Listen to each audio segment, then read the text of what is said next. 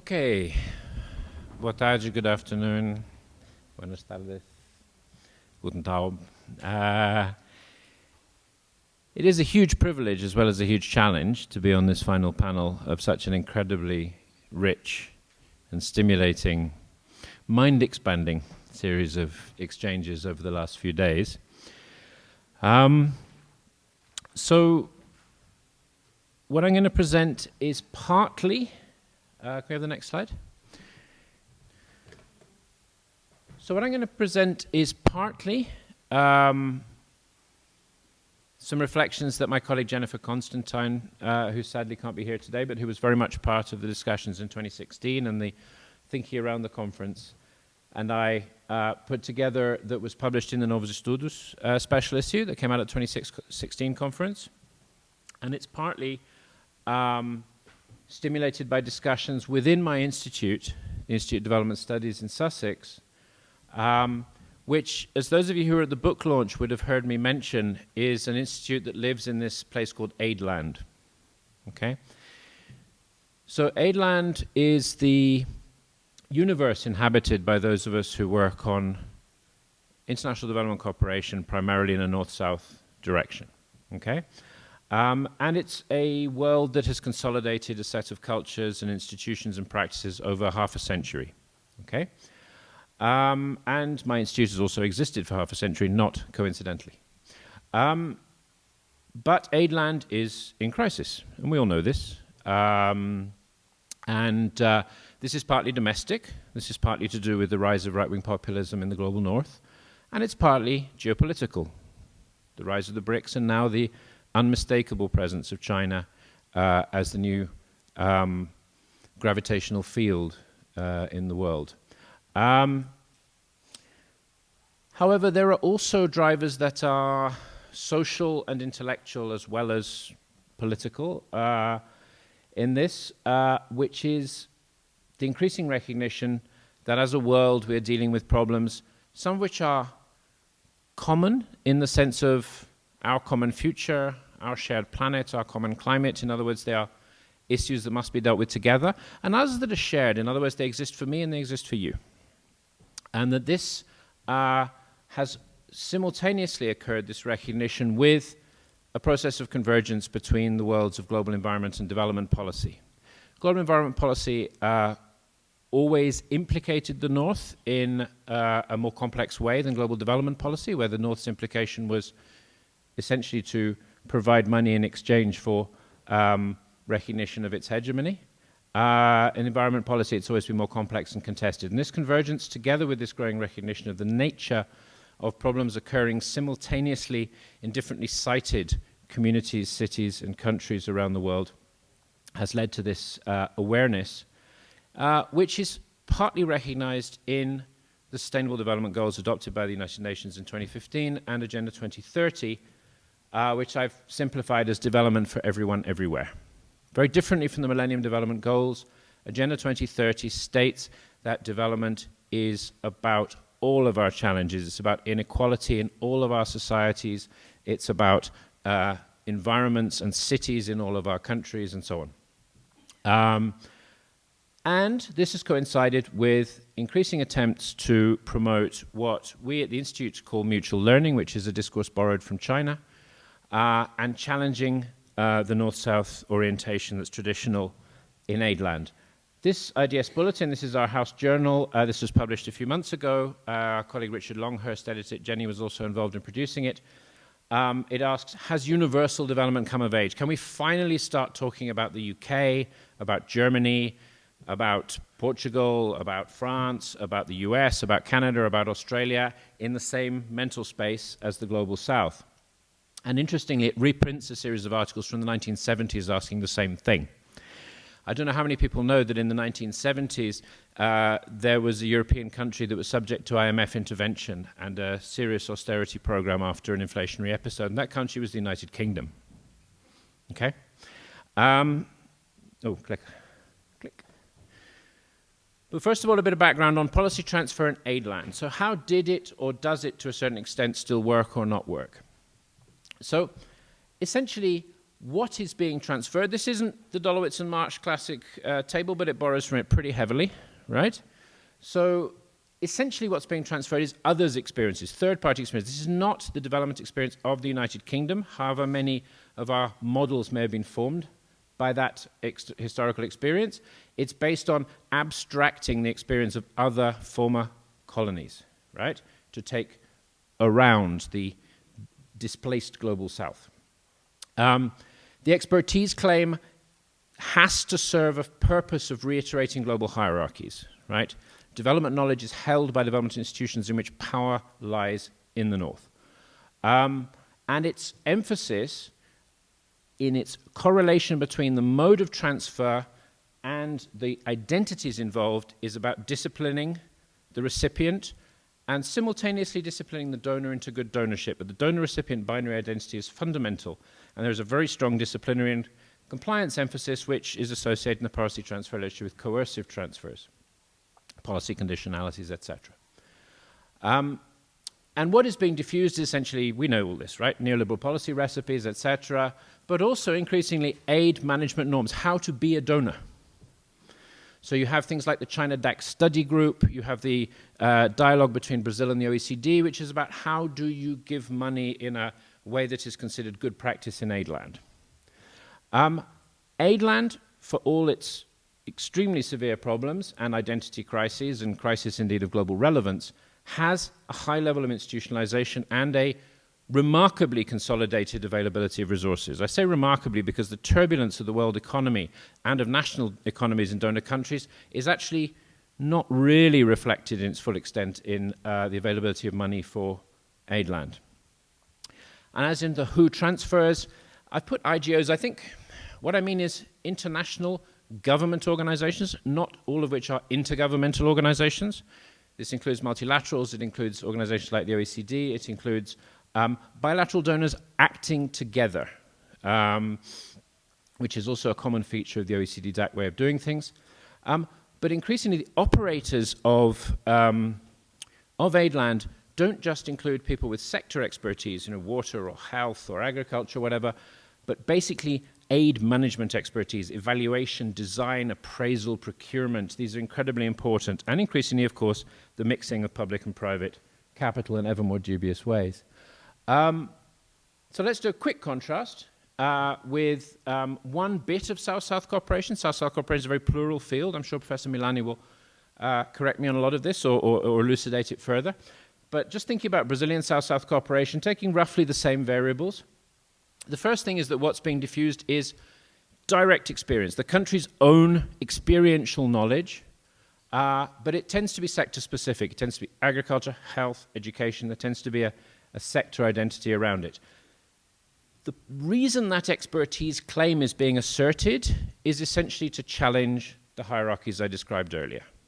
And this experiential expertise claim is a disruptive claim. It's designed to break the DAC hegemony.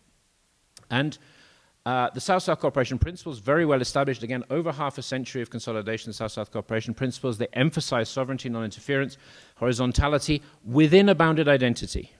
So if you are of the South, you're entitled to be dealt with within those principles. If you're not of the South, it's a different matter. Okay? What is being diffused, even though there's talk of policy transfer, mostly it's instruments. So people don't transfer Brazil's Zero Hunger program or the Bolsa Familia program. They transfer the Cadúnico, the database system, or there's very specific technical packages. But at the same time, there is a macro-level ideological transfer going on. And this is very evident when you listen to people from agencies like Fiocruz talking about structuring cooperation. There is actually a hegemonic ideological project there, even though it doesn't necessarily fit with the instruments and the modalities. The level of institutionalization is incipient, and we've heard from Brazilian colleagues in wonderful detail over the last couple of days about how this up and down process of Brazilian cooperation, what a roller coaster ride it's been.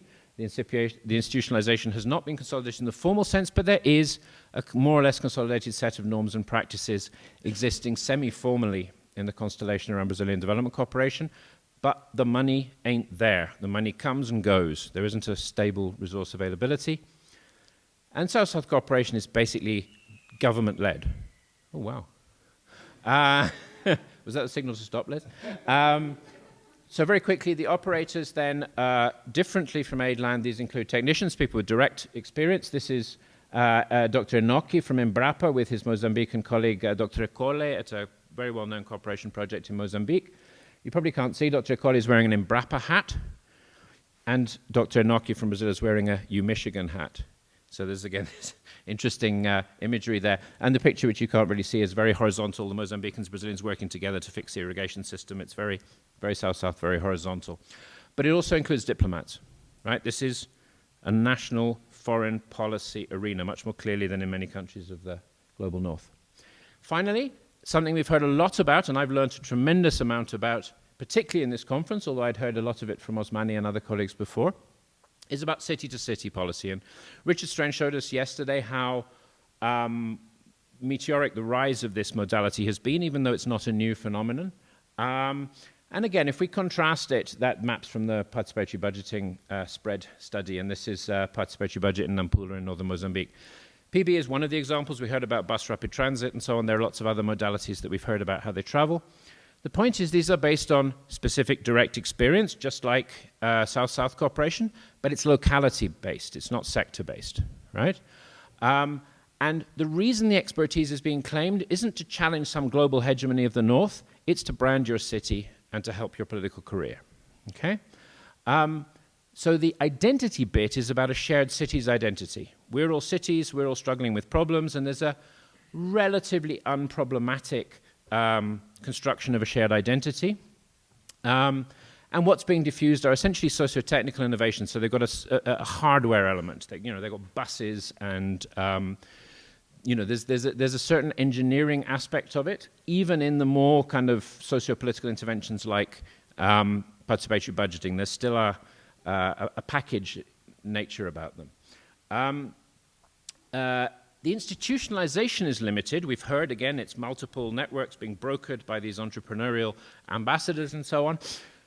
But actually, there's money there, and there's always been money there because cities, not all equally, but cities have some money of their own to do this kind of cooperation when they find it in their interests. So the resource availability isn't as unstable as South-South, but the institutionalization is even less.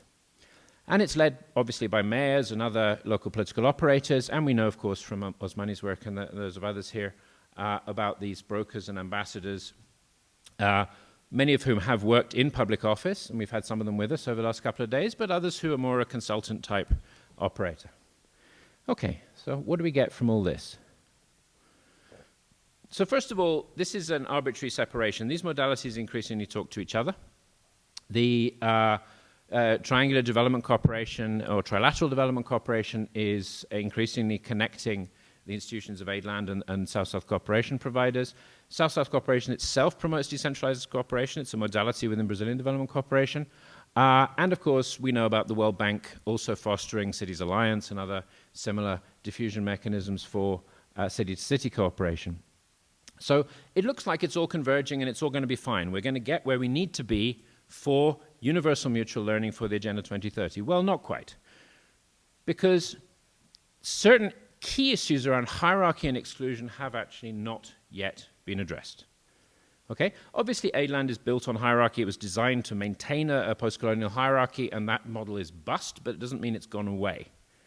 South-South cooperation is horizontal, but as our Chinese colleagues always remind us, win-win doesn't mean everyone wins equally. Okay? It's not symmetrical.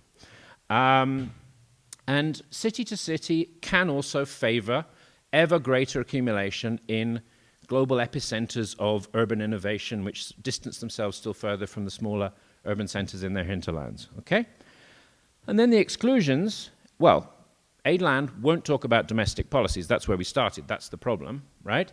South-South cooperation doesn't know how to talk to the north, okay?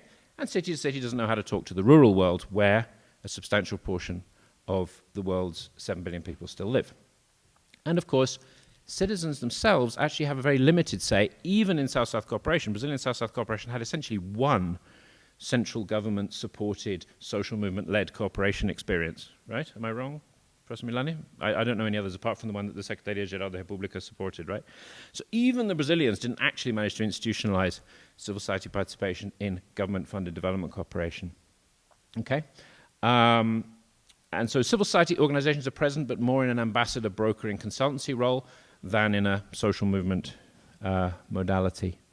So how do we get to where we need to be? Well, we need to do a lot more learning. I think I originally called this mutual learning for mutual learning, but that was just too much. But essentially, everybody needs to learn before we can actually get on with the learning, okay? So city-to-city cooperation, I've been very inspired by a lot of what I've heard in the last few days.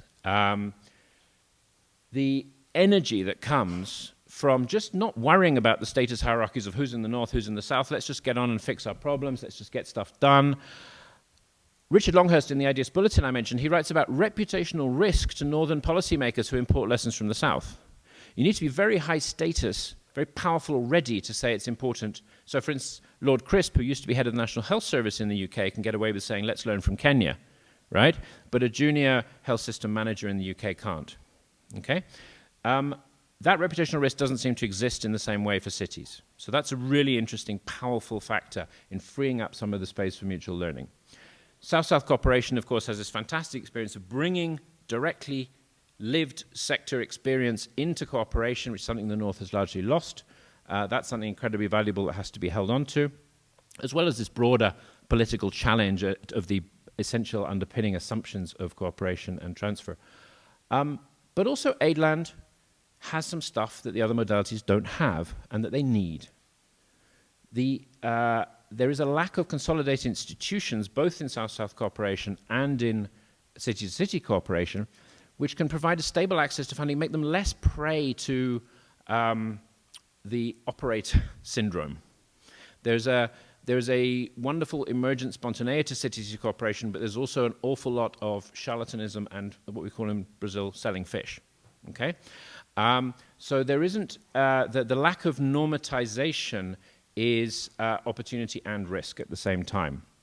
And South-South cooperation has a serious problem, at least in Brazil, with establishing a stable career path for people who can accumulate knowledge not only in a specific sectoral area, but in the field of working across cultural and geographical boundaries, which is something Aidland has accumulated some know-how in, so not all of that baby should go out with the bathwater.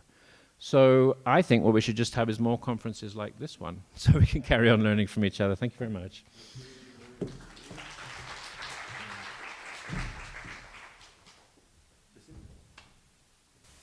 Yes, there's a small and focused question for us to engage with.